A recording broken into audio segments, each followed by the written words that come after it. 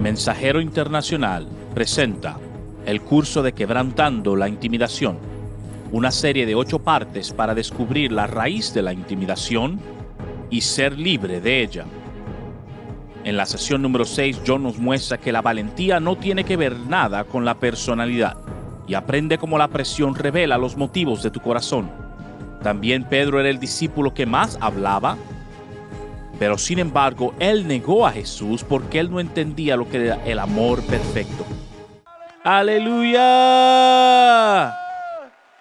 Cristo, te amamos en esta noche y te amaremos por siempre. Padre, una vez más, háblanos en esta noche. En el nombre de Jesús. Amén, amén y amén. Bueno, puede tomar asiento. Vamos a comenzar en la lección número 6. Ahora, en la última sesión hablamos acerca de avivar el fuego. Vayamos a 2 Timoteo 1:7 una vez más. Porque Dios no nos ha dado un espíritu de temor, sino de poder, de amor y de dominio propio. Bueno, en la sesión pasada hablamos acerca del poder y cómo nos afecta, pero estas próximas sesiones, las próximas 3 sesiones que vamos a cubrir son mis favoritas y quiero realmente estudiarlas. Porque especialmente esta que vamos a hablar es muy importante que nosotros entendamos lo que vamos a compartir. Y yo quiero decirte eso, que al final, en la última sesión, vamos a orar para que los hombres y mujeres sean libres del espíritu de intimidación. Estaba en Nueva Zelanda compartiendo este tema y vino un grito de libertad que duró casi 5 minutos. Y era tan alto el volumen del grito que casi te daba sordera y fue una libertad tremenda. Y creo que va a pasar aquí. En esta sesión vamos a hablar acerca del espíritu de amor y déjame leerte eso. Caminar libre de intimidación no tiene nada que ver con ser una persona extrovertida. Yo creo que mi esposa lo explicó muy bien al final de la sesión número 5. Algunas de las personas más extrovertidas que yo conozco han luchado contra la intimidación. A veces su exuberancia y ánimo tiene más que ver con la lucha que ellos tienen con la timidez que está en su interior. Estar encerrado no es el único síntoma de intimidación. Hay personas que mientras más incómodos están, más hablan. Un clásico ejemplo de eso viene a ser Simón Pedro. Era un hombre muy extrovertido y siempre podía decir su opinión. Y era muy valiente. Digan conmigo, valiente. Ahora recuérdate que valentía es lo que anima el don. Ahora te voy a mostrar que hay 2 tipos de valentía. Una valentía que es animada por espíritu de poder, de amor y de dominio propio. Pero hay otra valentía que sale de nuestra propia habilidad humana. ¿Estás conmigo? Simón era un hombre muy valiente. Por las apariencias, parecía un hombre que no le tenía miedo a nada y era súper fuerte. Ahora, a él se le podía intimidar cuando estaba amenazada su propia vida. Su temor de morir hizo que negara a Jesús. Su habilidad de caminar y de vivir libre de la intimidación no es una señal de su personalidad, sino Simón Pedro no hubiese tenido temor. Hay algunas personas que han dicho que Pedro es simplemente un bocón. Él era una gallina. Cuando vino el problema para hacerlo, él salió corriendo. Pero yo voy a decirte que eso es equivocado. Yo quiero saber cuántos de ustedes piensan que una persona cobarde, un gallina, se hubiese atrevido a sacar su espada cuando un ejército viene en contra de él y atacar al asistente del líder del ejército y le cortó la oreja porque le falló la cabeza. No muchos cobardes hacen eso. Así que Pedro no simplemente era bocón. Así que ahora la pregunta es lo que ustedes deben escuchar en este momento. Juan 18:3. Juan 18:3 dice, y Judas, pues tomando una compañía de soldados y alguaciles de los principales sacerdotes y de los fariseos, fue allí con linternas y antorchas y con armas. Digan armas. Versículo 10, entonces Simón Pedro, que tenía una espada, la desvainó e hirió al siervo del sumo sacerdote y le cortó la oreja derecha. No me suena como que era un cobarde. Entonces, ¿por qué Simón Pedro negaría a Jesús delante de una muchachita esa misma noche? Piénsalo. Esa noche él viene y ataca a alguien, a un ejército completo, pero luego esa misma noche se defiende a sí mismo y niega a Jesús delante de una muchachita. Una buena pregunta, ¿verdad? ¿Por qué el cambio? Para responder debemos ver lo que sucedió anteriormente. Voy a comenzar con Mateo 26, si quiere leerlo también, búsquelo. Jesucristo viene y dice en el versículo 31, entonces Jesús le dijo, todos vosotros os escandalizaréis esta noche porque escrito está a mi causa. Pedro inmediatamente se hace la excepción. Pedro viene en el versículo 33 y dice, aunque todos se escandalicen de ti, yo nunca me escandalizaré. Es decir, ahí está su valentía. Le está diciendo, yo soy aparte. Pero Jesucristo ve el alma de Pedro y le corrige. En el versículo 34, Jesús viene y le corrige y le dice, de cierto te digo que esta noche, antes de que el gallo cante, me negarás 3 veces. Una persona sabia en ese momento se hubiese retrocedido. Cuando tu líder te está diciendo que va a pasar y él nunca se ha equivocado con algo, uno debe saberlo. Pero Pedro viene con valentía y mira a Jesús y le repite otra cosa. Versículo 35 dice, aunque sea necesario morir contigo, no te negaré. Habla acerca de valentía. Así que la valentía de Pedro inspiró a los otros y mira lo que dice el versículo, el resto del versículo. Y todos los discípulos dijeron lo mismo. ¿Estás conmigo? Superficialmente parecía que esos hombres tenían gran valentía y tenían una motivación pura. Pero al ver de manera más cercana nos vamos a ver que no es solamente el amor de Dios que lo está motivando a ellos. Porque tenemos que ir al Evangelio de Lucas, el Evangelio de Lucas capítulo 22. Y en el versículo 21 Jesucristo está hablando con los discípulos y es otra forma de decir esta historia. Y Jesús está hablando en ese momento, versículo 21. Y versículo 21 dice, mas he aquí la mano del que me entrega está conmigo en la mesa. Sin embargo, mira qué interesante. Imagínate lo que sucede en esa habitación con todo el mundo. Aquí están los 12 hombres más cercanos de Jesús. Jesús dice, uno de ustedes me va a traicionar. La tensión ahí dentro era inmensa. ¿Te imaginas la atmósfera que estaba sobre esa habitación, la pesadez que existía sobre cada uno de ellos?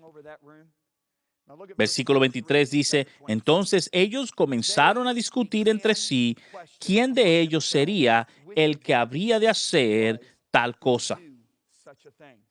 ¿Estás viendo eso? Déjeme decirte lo siguiente. ¿Qué motivaba la investigación? Estoy seguro que su motivación era la pureza, el amor que sentía por Jesús. ¿Cómo es que alguien, es decir, cómo es que alguien de entre ellos podía hacer tal cosa? Él ha hecho grandes cosas por las naciones, le proveyó a todos ellos su comida, su alojamiento. Uno hubiese pensado que la pureza del amor de ellos hacia Jesús es lo que le está motivando a investigar qué es lo que pasa.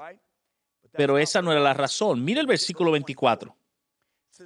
Hubo también entre ellos una disputa sobre quién de ellos sería el mayor.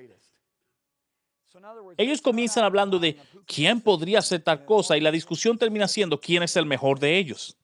Ya me lo imagino cómo sucede. Bueno, tal vez yo no haría eso, ¿verdad? Porque yo fui uno de los originales. Y tal vez Santiago dice, bueno, yo no lo hice porque yo lo vi en el monte de transfiguración. Yo no hubiese hecho eso. Y Juan tal vez hubiese dicho, pero yo soy el discípulo amado, es decir, yo tengo más derecho que ustedes, pero sin embargo el que más habla es Pedro. Así que Pedro es el que realmente puede decir, ok, escúchenme bien, ustedes no tienen derecho aquí. ¿Quién de ustedes caminó en agua? Fui yo que caminé. Ustedes se sentaron en la barca y no salieron, pero yo fui quien caminó y fui hasta él. ¿Quién fue que le declaró a él que él era el Cristo y él dijo de mí que yo era un hombre bendito? Y yo fui al monte de transfiguración junto con él y yo fui el que dije vamos a construir un templo aquí mismo.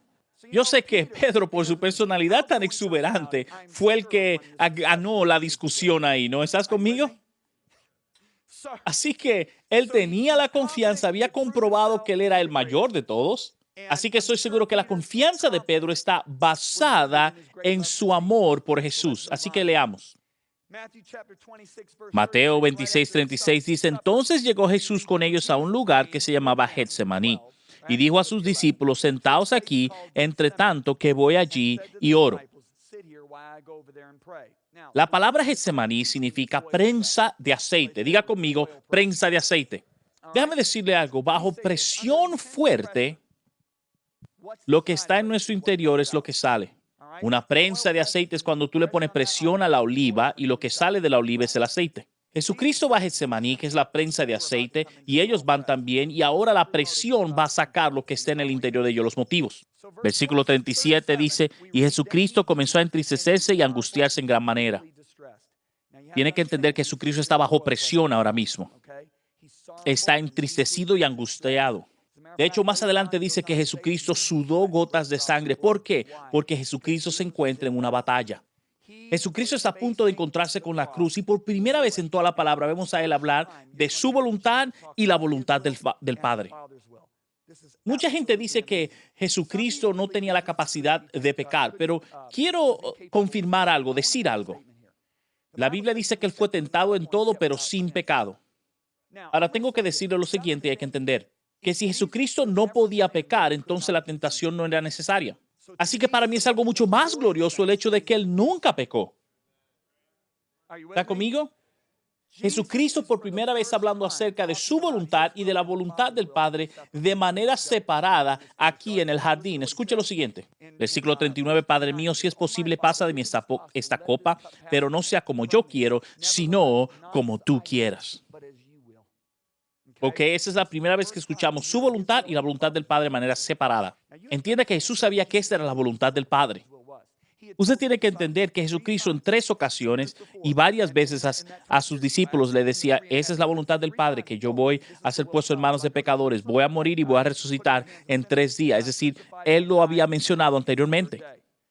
Y él había dicho solamente unos días anteriores en el libro de Juan, lo revela, diciendo, Padre, para este propósito he venido, para que tú seas glorificado. ¿Qué voy a decir en esta hora? Aunque mi alma está turbada y quiero apartarme, revela tu gloria en mí. Jesucristo sabe que está a punto de encontrarse con el dolor más profundo que cualquier ser humano haya sufrido hasta el momento.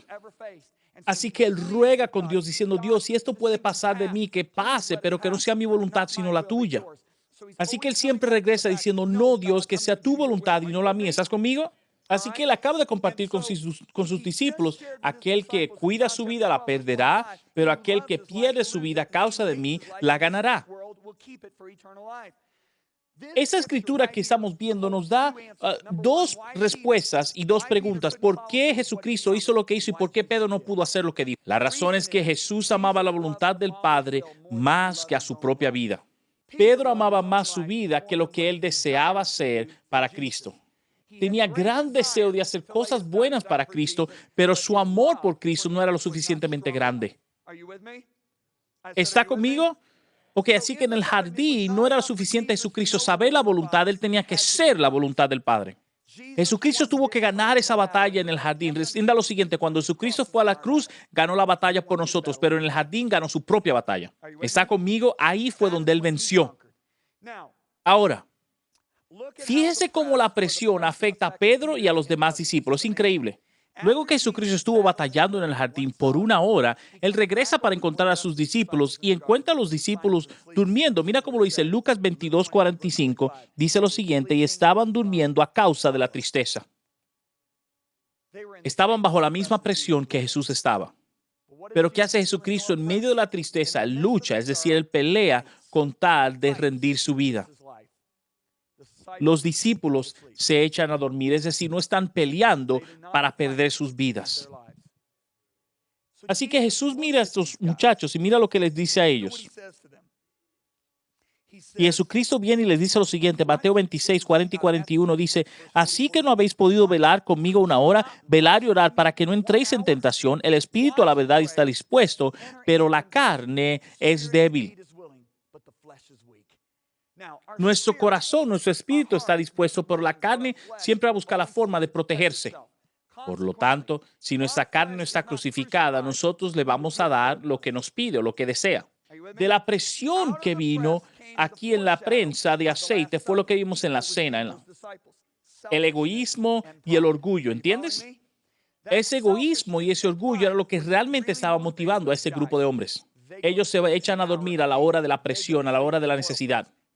Porque Jesucristo comienza a luchar para rendir su vida delante de Dios por 3 horas, porque en 3 ocasiones él vino para ver si estaban ahí, estaban durmiendo y él seguía orando. Le tomó a Jesucristo 3 horas luchar con su carne para no rendirse en contra de la voluntad del Padre. Hasta que el deseo de su corazón fue lo que reinó y él dijo, ¿sabes qué? Estoy listo para hacerlo, vamos adelante. Te voy a decir que Jesucristo ganó esa batalla. Él estaba tan decidido a hacer lo que iba a hacer que aún causó que el gobernador romano estuviese maravillado de él.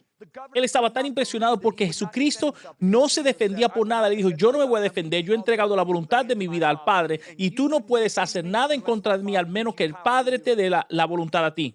¿Cómo era que tenía ese poder, esa resolución para ponerse de pie delante del gobierno romano, delante de todos los sacerdotes? Porque él ganó su batalla en oración. ¿Estás conmigo? Me encanta esto. Primera de Juan 4, 17 y 18 dice lo siguiente. En eso se ha perfeccionado el amor en nosotros, en esto, que tengamos confianza en el día del juicio. Jesucristo le dio la cara ese día de juicio. Cuando le dio la cara a Pilato y a los sacerdotes, él tenía valentía. El amor ha sido perfeccionado en nosotros para que tengamos confianza. Digan conmigo, confianza. Cuando el amor de Dios está dentro de ti y está perfeccionado de una manera que cuando llegue el día de juicio tú tienes confianza, tú vas a tener valentía porque está dentro de ti. Cuando la gente te acusa, tú no te vas a defender, vas a permitir que Dios se defienda. Cuando la gente te critica, no te vas a tratar de criticarles de vuelta porque Dios te va a defender. Te vas a dar cuenta, si ellos me hablan en contra mía, Dios me va a promover. Porque Pedro dice, si la gente te maltrata, te está preparando para bendecirte. Si respondes de la manera correcta, claro. En eso se ha perfeccionado el amor en nosotros, para que tengamos confianza en el día de juicio. Pues como Él es, así somos nosotros en este mundo. En el amor no hay temor, sino que el perfecto amor echa fuera el temor, porque el temor lleva consigo castigo. Así que cuando nuestro amor es maduro, no hay temor en nosotros. ¿Por qué? Porque el temor se enfoca en ti, pero el amor se enfoca en Dios y en los demás. Jesucristo dijo, no hay mayor amor que aquel que rinde su vida a por sus amigos. Es decir, ¿cuántos de ustedes saben que no pueden asustar a un hombre muerto? Es decir, ya está muerto. Usted puede caminar hacia un ataúd, le pone una pistola 45 en la cabeza y le dice, te voy a disparar. Y ese cadáver no se va a mover. ¿Por qué? Porque está muerto. Yo me recuerdo en los años 80 cuando era pastor de jóvenes en una iglesia muy grande y teníamos una señora que era empleada de la iglesia, una iglesia como de 7,000 miembros. Y ella vino donde mí y se sentó en mi oficina y me dijo, Pastor Juan, Pastor John, yo tengo una imagen terrible de mí misma. Y sin pensarlo, yo le dije a ella, ese es tu problema. Ella me miró con una cara como diciendo, ven acá, tú eres pastor, tú deberías estarte sintiendo mal por mí, tomarme de la mano. Pero sin embargo, yo le dije a ella, ¿sabes qué? ¿Dónde encuentran imagen personal en la palabra de Dios? Jesucristo dijo, si tú quieres seguirme, tienes que negarte a ti mismo, tomar tu cruz y seguirme. La cruz habla de la muerte y la gente muerta no tiene problema de imagen. ¿Has visto una mujer muerta salir de un ataúd y decir, me pusiste el vestido equivocado? Me pusiste el maquillaje equivocado, tengo el estilo de corte equivocado, es la última vez que la gente me va a ver. Y yo le dije, está muerta, no tiene ningún problema de autoimagen. Amén. Yo voy a tomar un poco de revelación del libro de mi esposa, que Dios me lo mostró como una realidad en mi vida también. Yo veo al jardín del Edén y nunca ves una descripción física de Adán y Eva. No lo encuentras. La Biblia dice que estaban desnudos y no tenían vergüenza. ¿Qué es lo primero que la Biblia dice cuando ellos pecan? Estaban desnudos y avergonzados. Ahí es que entró la autoconciencia. Si tú ves el Antiguo Testamento, tienes descripción física de la gente. Cuán hermoso era David, cuán hermoso era Rebeca, el pelo de Absalón y más y más y más. Sin embargo, en el Nuevo Testamento no tienes una descripción física de los seres humanos. En 2 de Corintios capítulo 5 dice, por lo tanto no conocemos a los hombres por la carne, de hecho no conocemos a Jesús en la carne. Jesucristo murió para liberarnos a nosotros de un problema de la autoimagen. Entonces, ¿por qué estamos luchando tanto en la iglesia para devolver la autoimagen a la vida? ¿Estás conmigo? Es una buena prédica, Lisa. El temor no debe atormentarnos porque un muerto no puede ser atormentado. ¿Qué tal de los otros discípulos? Mateo 26:56 dice que todos los demás discípulos también se fueron. Ahora tenemos que contestar la pregunta, ¿qué le dio la valentía a Pedro para enfrentar con una espadita todo un ejército? La respuesta es, su valentía viene de la prueba que recibía de las otras personas. Le encantaba impresionar a los demás. Había un debate de quién había sido el mayor cuando estaban en la cena, ¿verdad? Ahora Pedro se le dio una oportunidad de probar que él era el mayor. Y él ganó ese debate, ¿verdad? Ahora se le ha dado una oportunidad para él probar lo que dijo. Así que hace que va tras el sumo sacerdote, ¿verdad? Porque está ahí cerca y el sumo sacerdote cerca de Jesús. Lo más seguro Jesús lo iba a defender también. Y sabía que si él hacía algo estúpido, Jesús lo iba a rescatar, ¿no? Y tal vez como hizo, caminó sobre el agua, pero comenzó a ahogarse y Jesús vino a rescatarlo. Y esto sucedía vez tras vez tras vez. Y como ve, Pedro viene y dice, ¿sabes qué? Yo lo voy a mostrar a todos esos discípulos que yo soy el más valiente. Viene y ataca a aquel servidor del sumo sacerdote y le corta la oreja derecha. Porque él sabe, si yo estoy haciendo algo mal, Jesucristo me va a ayudar. Y de hecho, Jesucristo lo ayudó, sanó al hombre. Pero ahora eso es lo que sucede. Entiendan bien, Jesucristo es arrestado. Y eso realmente conmovió a todos los discípulos, porque aunque Jesucristo le había dicho 3 veces que él iba a estar preso y que se lo iban a llegar, eso entró por un oído y le salió por el otro. Sin embargo, cuando está sucediendo en este momento, ellos están esperando que Jesucristo se va a salir de esta también. A mí en Nazaret, Jesucristo vino y caminó entre la multitud que quería matarlo y nadie lo tocó. Vez tras vez, Jesucristo lo sacaba de problema. Y Pedro dice, bueno, Jesucristo me va a sacar de esa también, ¿no? Así que eso es lo que pasa. Y él es muy valiente. Uno es muy valiente cuando uno sabe exactamente lo que Dios va a hacer. Pero cuando las cosas son invertidas y comienzan a suceder distinta a lo que usted pensaba, entonces tu contenido realmente sale a flote. Porque ahora Jesucristo está arrestado y están diciendo, güey, un momento. Este no era el plan, él es el Mesías, él va a reinar y va a preparar su reino. Ahora lo están arrestando, ¿entiendes? Ahora toda la confianza de ellos no está porque ellos sabían que Jesucristo lo iba a sacar del problema. Jesucristo es arrestado, está sentado al lado de una fogata y viene una muchachita y le dice a Pedro, tú eres uno de esos Galileos. Y él dice, no, yo no soy. Y 3 veces lo dice y canta el gallo. ¿Está conmigo? ¿Qué sucede? Y así lo dice Jesús en Mateo capítulo 4, versículos 16 y 17. Estos son asimismo los que fueron sembrados en pedregales, los que cuando han oído la palabra al momento la reciben con gozo, pero no tienen raíz. Diga ustedes raíz en sí, sino que son de corta duración. Pero cuando viene la tribulación o la persecución por causa de la palabra, luego tropiezan. Cuando viene la tribulación, si tribulación es cuando las cosas suceden de una manera distinta de como usted lo pensaba. Un momento, yo esperaba que Dios lo iba a hacer de esta forma. Eso es tribulación. Ahí es donde uno se da cuenta de cuáles son sus raíces. ¿Cuáles son nuestras raíces? Efesios 3 dice que nuestras raíces, nosotros debemos estar arraigados en el amor de Dios. Diga arraigados y cimentados. Dice, para que habite Cristo por la fe en vuestros corazones, a fin de que arraigados y cimentados en amor. Déjame decirte, buenas intenciones no son suficientes. Diga, buenas intenciones no son suficientes. Y Jesucristo habla acerca de esto luego de la resurrección, y eso es un pasaje increíble. En Juan 21, Jesucristo acaba de resucitar de los muertos y Pedro está completamente deprimido. Regresó a pescar. Los ángeles se aparecen y le dicen a María, hey, vaya a buscar a los discípulos y también a Pedro. Pedro estaba tan desanimado que se había rendido y regresó a pescar. Y Jesucristo viene, se encuentra con ellos a la orilla y estando en la orilla le dice, hey, tira tus redes del otro lado y coge muchísimos peces. Y Juan dice, es el Señor. Y Pedro sale del bote y corre hasta la orilla y Jesucristo le está preparando desayuno. Mira lo que sucede aquí en Juan capítulo 21.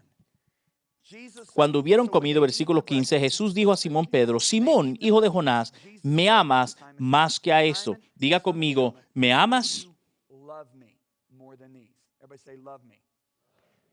La palabra para amor ahí es agape. Diga agape. ¿Qué es agape? Agape es la palabra griega del amor de Dios, es decir, un amor que rinde su propia vida por amor a otros.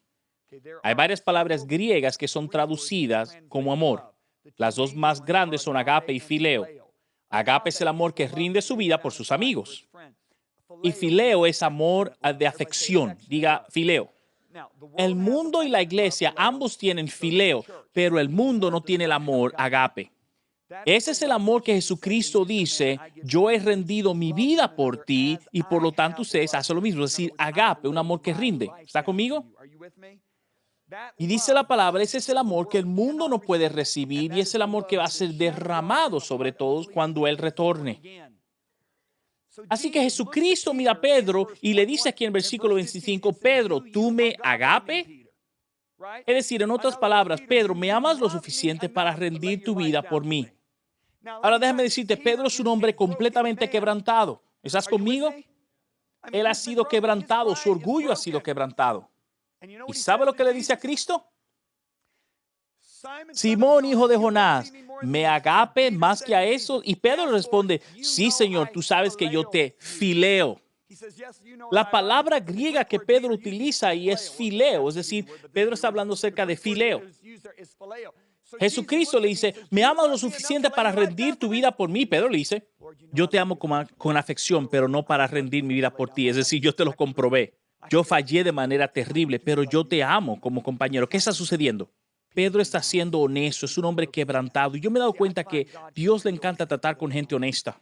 Muchas veces ponemos un acto delante de Dios y eso es lo peor que podemos hacer para ir delante de Dios. Él sabe lo que está en tu interior. ¿Por qué tratas de impresionarlo en tu tiempo de oración?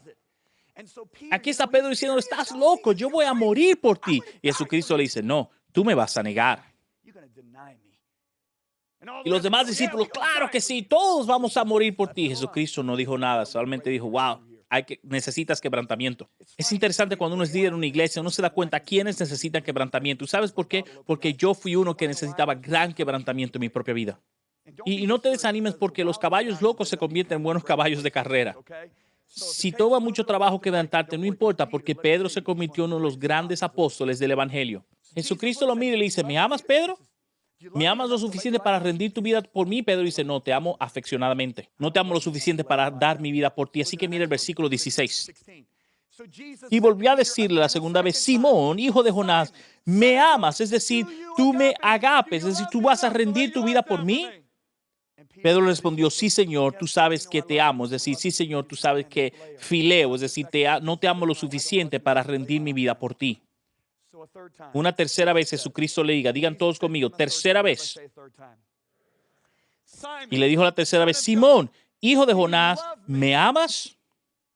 Y tú sabes cuál es el amor que Jesucristo utiliza ahí, es fileo. Le dice, Pedro, ¿me amas como amigo? Y Pedro se entristeció de gran manera y le dijo, por lo que le dijo, es decir, porque Pedro sabía, le dijo, Señor, tú conoces todas las cosas, tú sabes que yo te amo ya afeccionadamente. Yo no te agape, pero yo te amo como amigo. Ahora Pedro ha sido honesto 3 veces, ¿lo estás viendo? Y es interesante que Pedro niega a Jesucristo 3 veces. Jesucristo le hace la pregunta a él 3 veces, pero ahora viene la respuesta de lo que Jesús le dice. ¿Estás listo? ¿Estás listo? Prepárate. Versículo 18 dice, de cierto te digo, cuando eras más joven, te ceñías e ibas donde querías, mas cuando ya seas viejo, extenderás tu mano y te ceñirá otro y te llevará donde no quieras. Esto dijo dando a entender con qué muerte había de glorificar a Dios. Y dicho eso, añadió, sígueme. Versículo 19. ¿Sabes qué Jesús le estaba diciendo? Pedro, fallaste en la fortaleza del amor. Pero viene un día, Pedro, aunque fallaste ahora, tú vas a poder funcionar en la perfección del amor agape. Dios hace esto para nuestro propio beneficio. Él nos permite que le damos la cara a lo que temamos hasta que podamos tener la victoria. Y esto lo hace para nuestro propio beneficio. Es por eso que Pablo dice, he visto al Señor en este propósito 3 veces para que Él me quite este mensajero que me está molestando. Y Pablo viene y se da cuenta porque Dios le dice, Pablo, ¿no te has dado cuenta? Yo quiero que tú sepas que tú eres fuerte en mi gracia. Y cuando se da cuenta de eso, dice, ¿sabes qué? Me voy a gozar en mi debilidad porque mi debilidad es cuando Dios es fuerte. ¿Estás conmigo? Mira a Pedro después de la resurrección. El amor de Dios está en su corazón. ¿Qué hace el día que es lleno del Espíritu Santo? Él predica de forma valiente a toda Jerusalén el amor de Jesucristo. Aquí está el hombre que negó a Jesucristo delante de una muchachita, pero ahora le predica el evangelio a todo Jerusalén. Y cuando ustedes ven aquí, Pedro recibe el Espíritu Santo y cuando viene, le predica a Jerusalén y lo arrestan, lo meten preso. Y ahí, delante de la cárcel, delante del Sanedrín, le dice, ustedes fueron los que crucificaron a Cristo y no hay salvación fuera de ese Jesucristo. Hechos capítulo 4, versículo 17 dice, sin embargo, para que no se divulgue más entre el pueblo, amenacémosle para que no hablen aquí de delante a hombre alguno en este nombre, es decir, en el nombre de Jesucristo. Mas Pedro respondiendo, juzgad si es justo delante de Dios si obedecemos a vosotros o a Dios. Y sucedió una segunda vez e inclusive lo torturaron la segunda vez, le golpearon. Cómo Pedro partió de este mundo lo podemos leer en el libro de los mártires del autor Fox. Lo llevaron para crucificarle y dijo, yo no soy digno de morir en la misma forma que murió mi Señor Jesucristo. Y dice que lo crucificaron de arriba hacia abajo y básicamente se ahogó, y de esa manera fue que él glorificó a Dios en su salida del mundo. Y se le dio la oportunidad de darle la cara a lo mismo que él le tenía temor, pero esta vez le dio la cara y pudo vencer porque él fue crucificado, escuche bien, de manera de arriba hacia abajo. Y cuando tú lees el libro de Mártires de Fox, te das cuenta que habían ancianitas que murieron y decían, sube un dedo si tú crees que Dios es suficiente. Y esas ancianitas, tú debes leer en ese libro cómo le hablaban a los líderes de aquel entonces. Y dice que las encendían en fuego, y hay una historia donde está llena de fuego, casi a punto de morir la señora, y levantó sus dedos diciendo que Dios es bueno. La gracia de Dios es más que suficiente. Tú tienes que ver de qué valentía le hablaban estos líderes a aquellas personas que querían matarlo a través de apedrarlo o quemarlos. Ese es el mismo amor que ha sido depositado en nosotros, porque Dios no nos ha dado, escuche bien, un espíritu de temor, sino de poder, de amor y de dominio propio. En la próxima sesión vamos a hablar de una mente sana. ¿Estás viviendo para Dios o estás viviendo para la aprobación de los demás? Saúl cayó en la trampa del temor del hombre, pero David se aferró a Dios. ¿Dónde estás tú? También aprende cómo funcionar con una mente sana. Todo esto en la sesión número 7.